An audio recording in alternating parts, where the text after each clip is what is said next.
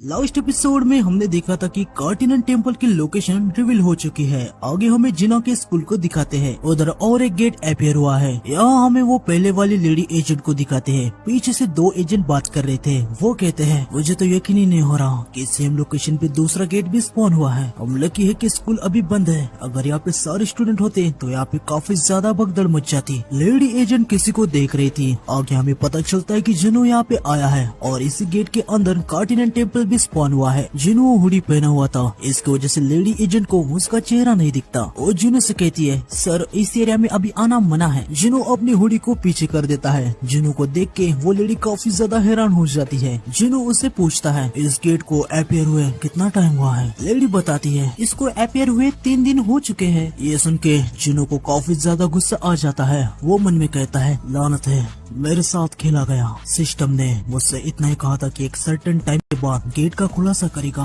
इसने ये कभी नहीं कहा था कि गेट उससे पहले भी दिखाई देगा। मुझे तो यकीन ही नहीं हो रहा कि गेट को ओपन हुए 3 दिन हो चुके हैं। ये गेट शायद सी रैंक का है, ये उतना ज्यादा हाई लेवल का नहीं है। जिनो लेडी एजेंट से पूछता है क्या हंटर का ग्रुप पहले ही अंदर जा चुका है। लेडी एजेंट कहती है हाँ 2 घंटे पहले ही वो गए हैं। जिनो उससे कहता है इस रेड को तुरंत खत्म कर देना चाहिए। लेडी एजेंट कहती है क्या, पर मानोमीटर के अनुसार ये तो बस एक सी रैंक का गेट है। जिनो उसे कहता है स्ट्राइक स्क्वाड खतरे में है, अगर हम रेड को नहीं रोकेंगे तो वो सभी मार ही जाएंगे। आगे हम देखते हैं कि जिनो गेट के अंदर चला जाता है। लेडी हंटर जिनो से पूछती है सभी मर सकते हैं, आखिर आप कहना क्या चाहते हैं। जिनो उसे कुछ जवाब नहीं देता। वो उसे कहता है मैं स्ट्राइक स्क्वाड को वापस लाने के लिए जा रहा हूँ। लेडी एजेंट फिर से जिनो से कहती है आखिर आप ऐसा क्यों कर रहे हो, हमें कुछ तो बताइए कि आखिर चल क्या रहा है ताकि हम कुछ कर पाए। जिनो उसे कहता है अभी एक्सप्लेन करने का टाइम नहीं है। आगे हमें डंजन के अंदर का सीन दिखाते हैं जहाँ स्ट्राइक स्क्वाड ने डंजन के अंदर के मैजिक बीस्ट को खत्म कर दिया था और वो आगे कार्टिनन टेम्पल के पास पहुंच जाते हैं। उनमें से कोई हंटर कहता है क्या ये बॉस का रूम है, हमें दरवाजा खोलने के लिए तो कुछ भी नहीं मिला। मेज हंटर कहता है अब हमें क्या करना चाहिए, हमारे स्पेल्स भी इतने कमजोर हैं कि वो इसके सरफेस पे स्क्रैच तक नहीं कर पा रहे। फिर कोई और हंटर कहता है तो तुम हमें ये सुझाव दे रहे हो कि इतनी दूर आने के बाद हमें वापस जाना चाहिए। तभी इनके पीछे से जिनो आ जाता है और वो इन्हें कहता है ये एक जाल है। जिनो के ऐसे अचानक आ जाने से हंटर एकदम से डर जाते हैं। उनमें से एक हंटर जिनो से पूछता है तुम हो कौन।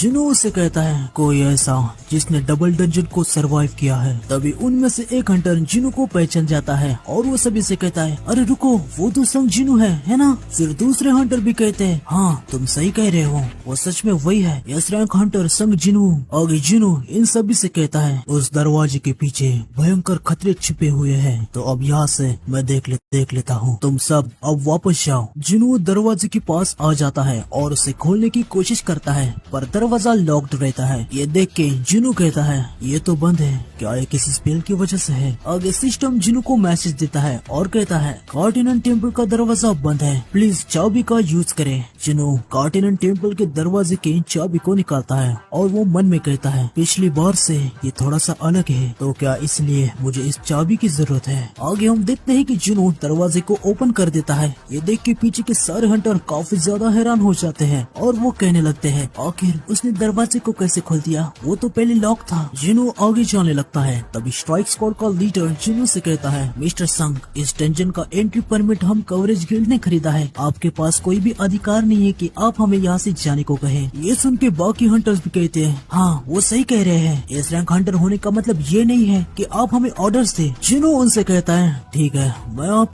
नहीं, जो भी अंदर जाना चाहता है वो जा सकता है। स्ट्राइक स्क्वाड का लीडर बड़े ही एटीट्यूड के साथ कहता है ठीक है तो मैं अंदर जाऊंगा। टेम्पल के अंदर जाते ही सिस्टम जिनो को मैसेज देता है कोई बिना चाबी वाला टेम्पल के अंदर आ गया है। आगे हम देखते हैं कि एक स्टैचू उस हंटर पे हमला कर देता है पर जिनो उसे तुरंत पकड़ के बाहर खींच लेता है और उसे बचा लेता है। उस हंटर की हालत काफी ज्यादा खराब हो जाती है। जिनो उसे कहता है इसके जैसे और भी अंदर है, क्या तुम अभी भी अंदर जाना चाहते हो। जिनो इन सब से कहता है मेरी बात सुनो, मैं चाहता हूँ कि आप सभी इस टेंशन से बाहर चले जाएं और एसोसिएशन से कांटेक्ट करें और उन्हें ये कहो कि एक डबल डंजन अपेयर हुआ है। आगे जिनो टेम्पल के अंदर आ जाता है। सिस्टम बताता है कि जिसके पास की है वो अंदर आ गया है। जिनो के अंदर जाने के बाद टेम्पल का दरवाजा भी बंद हो जाता है। टेम्पल के अंदर आने के बाद आग जलने लगती है। जिनो कहता है यही से सब कुछ शुरू हुआ था, आखिरकार मैं यहाँ पे फिर से आ गया, लेकिन इस बार चीजें अलग है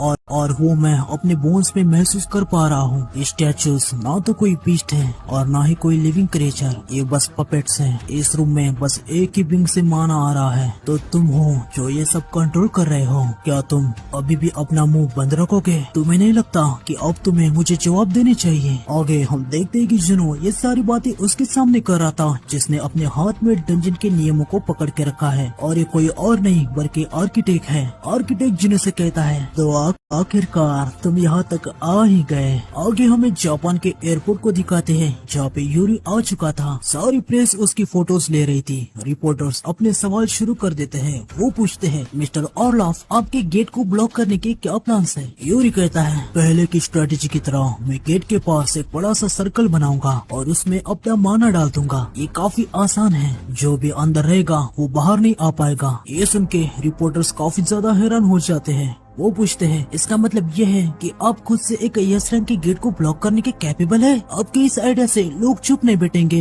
आप उन सभी से क्या कहना चाहोगे? यूरी उनसे कहता है, मेरे लिए खुद से बैरियर को बनाने रखना नामुमकिन है। हालांकि मेरा मैजिक सर्कल अपने आसपास के माना को खींच सकता है, तो अगर टोक्यो के आसपास बड़े क्वालिटी के माना क्रिस्टल को रखा जाए तो मेरा सर्कल उन क्रिस्टल के माना को ऑब्जर्व कर लेगा। आसान भाषा में कहूँ तो ये किसी गाड़ी को स्टार्ट करने जैसा होगा, और एक बार मेरा बैरियर खड़ा हो जाएगा तो वो और भी माना को एब्जॉर्ब करके एक सख्त दीवार जैसा बन जाएगा। मैं तुम सभी की जिंदगी बचाने वाला हूँ, इस बात को ध्यान में रखना। आगे हम देखते कि मिस्टर गो भी ये सब टीवी पे देख रहे थे। वो कहते हैं, मुझे यकीन नहीं है कि ऑर्लॉफ इस रंग के गेट को ब्लॉक करने के कैपेबल है, पर मैं इतना जरूर जानता हूँ, अगर वो फेल हो गया तो क्या होगा? फिर मिस्टर गो जिनचुल से पूछते हैं, आजकल संजुनु कहाँ पर है? जिनचुल बताता है, अभी वो सेओल में गेट्स को रेड कर रहा है सर। आगे जिनचुल मिस्टर गो को एक लिस्ट देता है और कहता है, इस लिस्ट में जितने भी गेट को मार्क किया है, आर्जन गिल्ड उनके लिए परमिट मांग रहे हैं। मिस्टर गो लिस्ट को देखते हैं और कहते हैं, क्या सभी गेट के लिए? जिनचुल कहता है, हाँ सर, हालांकि वो gates white tiger guild, hunter guild और फिन गिल्ड इनके डिस्ट्रिक्ट्स में अपीयर हुए हैं, तो इसकी वजह से कुछ दिक्कतें जरूर होगी। लेकिन हम देखते हैं कि मिस्टर गो हंसने लगते हैं और वो कहते हैं, एक नया वन मैन गिल्ड जो मेजर गिल्ड के बराबर स्ट्रॉन्ग है, ये कितनी ज्यादा फनी बात है ना? जिनचुल कहता है, मैं आपकी इस बात पर सहमत हूँ सर। आगे मिस्टर गो जिनचुल से पूछते हैं, क्या आर्जन गिल्ड ने कुछ और भी कहा है? जिनचुल उसे कहता है, उन्होंने कहा कि उनके कुछ कारण है जिससे वो अगले हफ्ते तक उनके आसपास के सारे गिल्ड को संभाल लेंगे। ये सुन के मिस्टर गो कहते हैं, ये कोई बड़ी प्रॉब्लम नहीं होगी। तो जिनचुल को एक कॉल आ जाता है। वो मिस्टर गो से कहता है, ठीक है सर, अभी मुझे कॉल आ रहा है, अगर आपको कोई परेशानी नहीं है तो मैं उठा लूँ? मिस्टर गो कहते हैं, हाँ उठा लो, अभी मेरी एक अपॉइंटमेंट है तो मुझे अभी जाना चाहिए।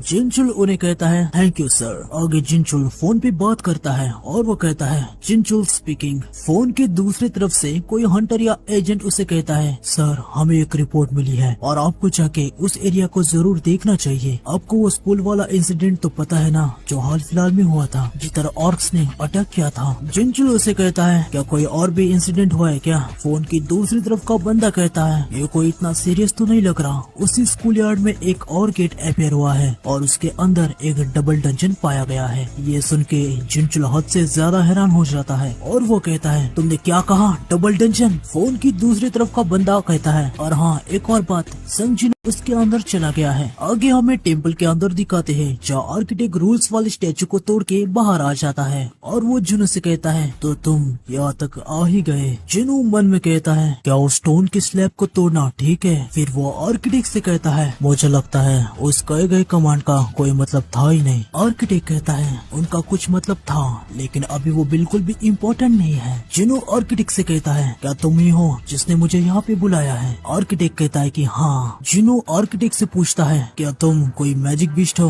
आर्किटेक्ट जुनू से कहता है, तुम गलत सवाल पूछ रहे हो, मैं कौन हूँ? ये पूछने के बजाय तुम्हें ये पूछना चाहिए कि तुम कौन हो। आगे हम देखते कि सारे स्टैचूज हिलने लगते हैं। आर्किटेक्ट जुनू से कहता है, अब ये तुम्हारी आखिरी टेस्ट होगी, अगर तुम आखिर तक अपने पैर पर खड़े रह पाए तो मैं तुम्हें सब कुछ बता दूंगा, ये तुम्हारा रिवॉर्ड होगा। जुनू अपने फोर्थ शैडो को समन करने लगता है, लेकिन आर्किटेक्ट चुटकी बजा के एक्स एक्सेस को डिनाई कर देता है और वो जिनो से कहता है ये अभी नहीं होगा, ये एक टेस्ट है, इसमें चीटिंग बिल्कुल भी अलाउड नहीं है। आगे हम देखते हैं कि सिस्टम मैसेज देता है कि job specific skills final test के लिए परमिटेड नहीं है। आर्किटेक्ट जिनो से कहता है सिर्फ तुम हो जिसे मैं एक्सेस करना चाहता हूँ, मुझे तुम्हारी एबिलिटी से कोई भी लेना देना नहीं है। जिनो के सामने मैसेज आता है वो अभी किसी भी पॉइंट्स को परचेस नहीं कर सकता, ना ही वो शॉप से अंदर से किसी आइटम को खरीद सकता है। इसके साथ ही क्वेस्ट से मिले हुए कोई भी आइटम अभी वो यूज नहीं कर सकता। इवन स्टेटस रिकवरी के लिए अब वो लेवल अप के रिवॉर्ड्स का भी यूज नहीं कर सकता। ये सब देख के जिनो काफी ज्यादा हैरान हो जाता है।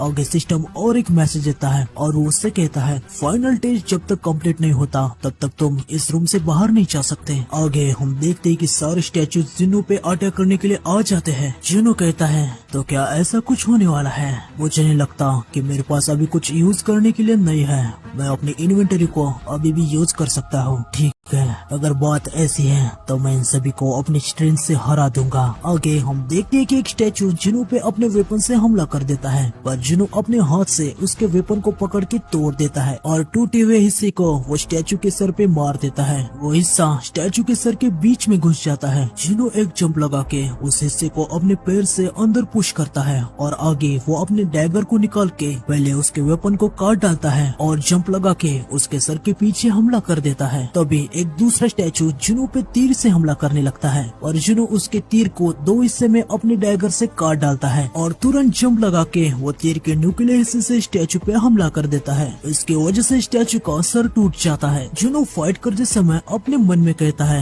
मैं इसी पल का इंतजार कर रहा था, नहीं मैं इसी पल के लिए जी रहा था। ऐसा कहते हुए वो बाकी सारे स्टैचूज पे हमला करने लगता है। ये सब देख के आर्किटेक्ट कहता है ह्यूमन की बॉडी होके भी तुमने काफी ज्यादा कुछ हासिल कर लिया है, तुम्हें ऐसा ग्रोथ देख के मैं काफी ज्यादा इम्प्रेस हो गया। आगे हम देखते कि स्टैचूज काफी तेजी से मूवमेंट करके जिनो पे हमला कर रहे थे, पर जिनो सारे हमलों को काफी आसानी से काउंटर कर रहा था। जिनो अपने मन में कहता है ये स्टैचूज इन्हें पहले देख के लग रहा था कि ये टेलीपोर्ट हो रहे हैं, पर मैं अभी इनके मूवमेंट को देख सकता हूँ। इनमें से हर कोई बहुत ही ज्यादा पावरफुल है, लेकिन मैं ये कर सकता हूँ। आर्किटेक्ट ऊपर से इन नजारों का मजा ले रहा था। वो कहता है तुम्हारी ग्रोथ सच में लाजवाब है, लेकिन इस टेस्ट को इतनी जल्दी खत्म करना ये बहुत ही ज्यादा जल्दबाजी होगी। आगे हम देखते हैं कि गॉड स्टैचू भी बैटल में आ जाता है। उसे देख के जिनो थोड़ा सा नर्वस हो जाता है। ऊपर से आर्किटेक्ट कहता है अब ये गॉड की पूजा करने का टाइम है। आगे हमें मिस्टर गो को दिखाते हैं। इनसे मिलने के लिए मात्सुमोटो आया था। मात्सुमोटो मिस्टर गो को एक डॉक्यूमेंट देता है और कहता है इस कॉन्ट्रैक्ट में यह है कि हम जेजू आइलैंड के सारे एसेंस्टोन को छोड़ रहे हैं। ये सुन के मिस्टर को थोड़े से हैरान हो जाते हैं। वो मात्सुमोटो से कहते हैं लेकिन तुम ऐसा क्यों कर रहे हो? मात्सुमोटो कहता है क्योंकि इसके बदले हम संग जिनो को हायर करना चाहते हैं। मिस्टर गो का इंटरप्रेटर उनको ये सब बता रहा होता है। मिस्टर गो मात्सुमोटो से कहते हैं मुझे माफ कर देना, पर संग जिनो का हंटर एसोसिएशन से कोई भी संबंध नहीं है। अनिकावा यह सब कुछ मात्सुमोटो से कहती है। आगे मात्सुमोटो कहता है मुझे इसके बारे में पता है, हालांकि हम कोरिया के हंटर एसोसिएशन की हेल्प के बिना उससे हम कांटेक्ट नहीं कर पाएंगे। मैं आपसे कोई अच्छी बात रखने को नहीं कह रहा, मैं बस इतनी मांग कर रहा हूँ कि हमें उससे बस बात करनी है। ये सुन के मिस्टर वो काफी ज्यादा हैरान हो जाते हैं। वो मन में कहते हैं मुझे यकीन नहीं हो रहा कि वो उससे सिर्फ बात करने के लिए इतना ज्यादा अमाउंट देने के लिए तैयार है। ये इसलिए कर रहे हैं क्योंकि इनके पास अब गोतो ryuji नहीं है और हाल ही में टोक्यो में जो एस रैंक का गेट अपीयर हुआ है उसे ब्लॉक करने के लिए अब इनके पास पावर नहीं है। जुनू के परफॉर्मेंस के रिकॉर्ड को देखा जाए तो ये कोई बुरी ऑफर नहीं है, लेकिन फिर भी आगे हम देखते हैं कि मिस्टर गो हल्की सी स्माइल देते हैं और वो कहते हैं मैं बिना इंटरप्रेटर की बात करना चाहता हूँ। ये सुन के मात्सुमोटो बहुत ही ज्यादा हैरान हो जाता है और वो कहता है अब कुछ जापानीज आती है। मिस्टर गो उससे कहते हैं जब मैं छोटा था तो मेरे पापा को कुछ छोटे काम के लिए जापान के लिए जाना पड़ा था और मैं भी उनके साथ वहाँ पे आ गया था। आगे हम देखते हैं कि दोनों इंटरप्रेटर साइड में जाके खड़े खड़े हो जाते हैं। मिस्टर गो मात्सुमोटो से कहते हैं, चेयरमैन अगर ये आपकी कोई घटिया चाल है तो मैं आपको सुझाव देता हूँ कि आप इसे अभी बंद कर दे। ये सुन के मात्सुमोटो मिस्टर गो से कहते हैं, आप कहना क्या चाहते हो? मिस्टर गो उससे कहते हैं, मैंने सुना है कि ब्लेड गिल्ड ने आपके साथ नाता तोड़ दिया है। ये सुन के मात्सुमोटो एकदम से उठ जाता है और वो मिस्टर गो से कहता है, आपको ये सब कैसे पता चला? मिस्टर गो उससे कहते हैं, ये काफी आसान था, मुझे पता चल गया था कि कुछ तो गड़बड़ है। जब ब्लेड गिल्ड ने हंटर एसोसिएशन से मिलने वाली फंडिंग को लेना बंद किया और सिर्फ गवर्नमेंट के सब्सिडी को एक्सेप्ट किया। ब्लेड गिल्ड हंटर एसोसिएशन के इशारे पे चलता था क्योंकि गोतोरूजी सभी जसरैक हंटर को संभाल लेता था। उसकी वजह से आप जैसे चाहे वैसे जरूरत के हिसाब से उनसे काम निकलवाते थे, लेकिन अब वो नहीं होगा। अब ब्लेड गिल्ड अलग हो चुका है। इसकी वजह से दूसरे गिल्ड में पावर का संघर्ष हो रहा है और इससे कंट्रोल करने के लिए एसोसिएशन गिर रही होगी। मैंने सही कहा ना मिस्टर मात्सुमोटो? अगर ये गेट ठीक से ब्लॉक नहीं हो पाया तो सारी रिस्पॉन्सिबिलिटी आपको ही लेनी होगी। भले ही गोतोरूजी के इरादे कुछ ठीक नहीं थे और वो जापान को रिप्रेजेंट करता था। हम देखते हैं कि मिस्टर गो एक कैमरे को निकालते हैं और उसे टेबल पे रख देते हैं। आगे वो मात्सुमोटो से कहते हैं, गोतोरूजी की डेथ ब्लेड गिल्ड के नीचे गिरने का कारण है। जापान के गिल्ड्स के घटिया मैनेजमेंट और उनके संघर्ष, इसके साथ आपकी चालाक चालें ये कारण है जो बलिदान हुए। अब इन सब का बोझ आपके कंधों पे आके गिरा है। कैमरा को देखते हुए मात्सुमोटो कहता है, वो क्या है? मिस्टर गो उसे बताते हैं, ये एक कैमरा है जो तुम्हारे रिसीवर से कनेक्टेड था। ये गोतो की किसी टीम के पास था। इस कैमरा की वजह से मिस्टर गो को मात्सुमोटो के सारे कांड पता चल गए थे। आगे मिस्टर गो रेज में आ जाते हैं और मात्सुमोटो पे काफी ज्यादा गुस्सा हो जाते हैं और आगे वो मात्सुमोटो से कहते हैं, क्या तुम्हें सच में लगता है कि मुझे कुछ भी पता नहीं चलेगा? ये समय आपको ऐसे स्टोन देके जिनों के साथ बातचीत करने का नहीं है। इस कैमरे के अंदर जो इंफॉर्मेशन है अगर वो पब्लिक हो जाएगी तो जापान को तुम्हारे घटिया कारनामों के नतीजों को भुगतना होगा। लेकिन आगे हम देखते हैं कि मिस्टर गो उस कैमरे को कुचल देते हैं। यह सब देख के मात्सुमोटो काफी ज्यादा डर जाता है। आगे मिस्टर गो उसे कहते हैं, मैं इतना ज्यादा पत्थर दिल नहीं हूँ कि कुछ ऐसा करूँगा। मैं नहीं चाहता कि पूरा देश नहीं पूरा एशिया एक आदमी की वजह से मुसीबत में पड़ जाए। इसके लिए तुम्हें संग जिनों को शुक्रिया करना चाहिए। तो आज के एपिसोड में बस इतना है। मिलते हैं नेक्स्ट एपिसोड में। सायोनारा।